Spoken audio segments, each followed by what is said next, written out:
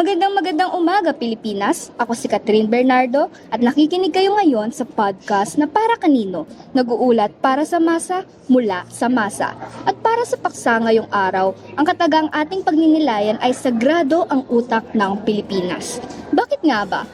Well, talamak ito lalo na sa patanggap ng mga sensitibong paksa tulad ng usaping sexual. Sa kontrobersyal na issue ng pagpapatupad ng sex education sa bansa, maraming mga nagtutunggaling paniniwalang nagiging hadlang sa isang mas progresibong diskurso. Bilang isang bansang malalim ang pananampalataya sa relihiyon, ito ang pangunahing dahilan kung bakit tabu pa rin ang usapin. Kamakailan lamang ay isinapubliko rin ng mga senador na tutol at aprobado sa Adolescent Pregnancy Prevention Act. Takot pa rin ang mga politikong harapin ang realidad na nararapat maging mulat ang mga Pilipino sa mga sensitibong usapin. Gayunpaman, sa isang press conference na isinagawa sa Carlos P. Garcia High School, ito'y naging usapin kung saan nagbigay ng pananaw ang isang goodwill ambassador ng National Youth Commission na si Aaron Tolentino.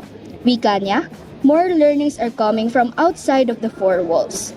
Ika nga nila, habang musmus pa lamang ay nararapat na mahubog sa realidad ang kabataan. Tulad na lamang sa mga batang nasa ilalim ng 5 taong gulang, kadalasan ay tinuturo sa kanila ang pagkakilala sa sariling kasarian.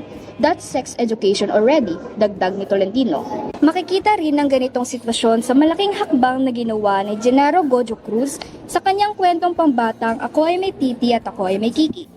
Kung nagsimula na ito sa paglalathala ng pangapanitikan, hindi hamak na magiging matagumpay din ang programa sa pagmulat sa mga bata.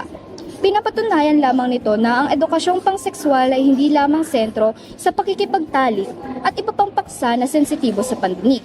Lalo na talamak din ang mga kaso ng karahasan sa mga bata, nararapat lamang na maging bukas ang mga paaralan upang maging bukas din ang isipan ng mga tao.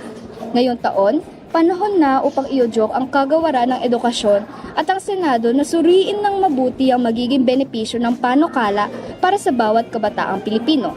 Ang sex education ay isang oportunidad upang magtatag ng isang pundasyon upang ang hilaw na utak ng mga kabataan ay mahubog sa isang individual na mas kritikal mag-isip. Patuloy na lumilipas ang panahon. Oras na upang huwag maiwan ang Pilipinas sa pagiging sagrado. Bagkus ay umadlad sa pagkakaroon ng isang makabuluhang diskurso sa ating mga karapatang pantao. Muli, ako si Catherine Bernardo at nakikinig kayo ngayon sa podcast na Para Kanino, nag-uulat para sa masa, mula sa masa.